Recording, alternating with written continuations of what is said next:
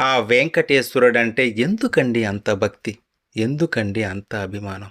ఎందుకంటే ఆయన ఎంతోమందికి ప్రాణదాతగా, మరికొందరికి సంతాన ప్రదాతగా, ఇంకొందరికి ఆరోగ్య ప్రదాతగా, ఉద్యోగ ప్రదాతగా, గృహ ప్రదాతగా, మరికొందరికి ధన ప్రదాతగా, ఇలా ఎందరెందరికో ఎన్నో విధాలుగా ఆయన అనుగ్రహాన్ని ఇచ్చారు. తన లీలలను లోకానికి చాటారు. అందుకు కృతజ్ఞతగా కోరిన వరాలు రాయుడైన కొండలయ్యను దర్శించి మొక్కులు చెల్లించడానికి ప్రతినిత్యం భక్తులు తండోపతండాలుగా తిరుమల యాత్ర చేస్తారు. అందులో ఎంతోమంది ప్రభువులు, సామంతులు, ధనికులు, పేదవారు, శరణార్థులు, మరెందరో మరి కులమత భాష వర్గ వర్ణ భేదరహితంగా దేవతా సార్వభౌముడైన కలియుగ వైకుంఠనాథుని దర్శించడానికి తిరుమలకి పరుగులు పెడతారు.